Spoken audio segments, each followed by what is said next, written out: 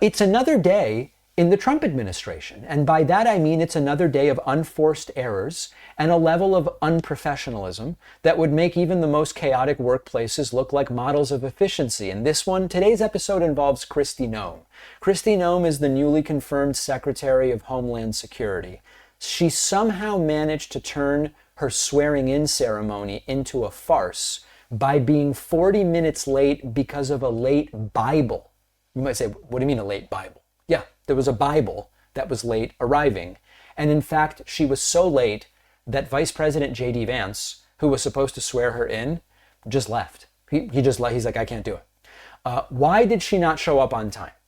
According to her spokesperson, it's because her father's Bible was delayed getting there. It wasn't her flight. It wasn't her car. It wasn't an unforeseen emergency. This is so crazy.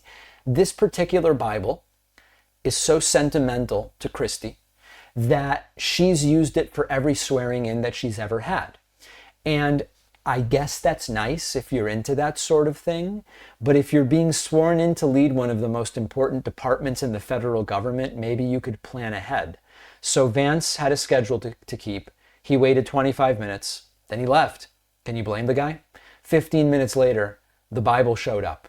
Now, Noem didn't let a little thing like Vice President JD Vance leaving ruin her moment. So what she did is she called, every detail of this story is nuts.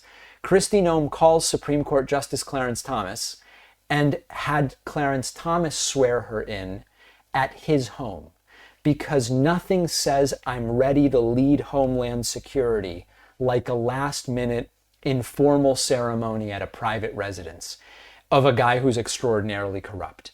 It's almost a sort of poetry.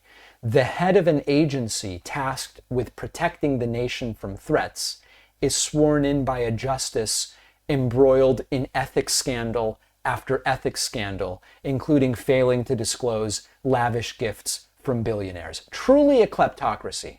Now, Noem's spokesperson, Tricia McLaughlin, tried to spin it as heartwarming.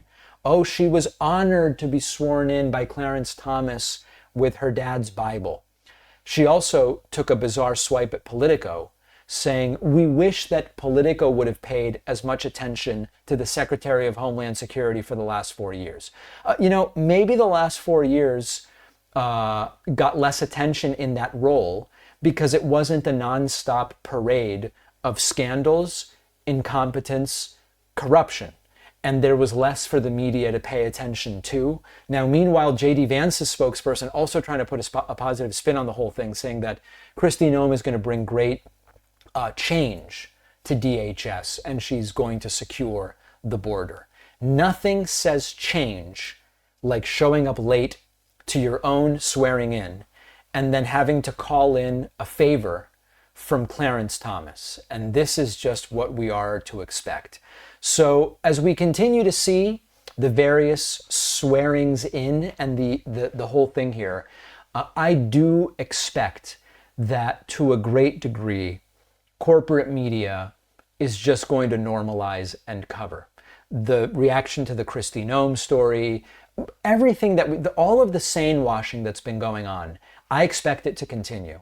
We do not have a corporate media right now that seems committed really to doing journalism. It's access and it's getting high profile interviews, and those are really the priorities. Now, I do want to address one other thing related to this. Some of you wrote to me and pointed out that the Trump White House has opened up an application for independent media outlets to be in the press briefing room.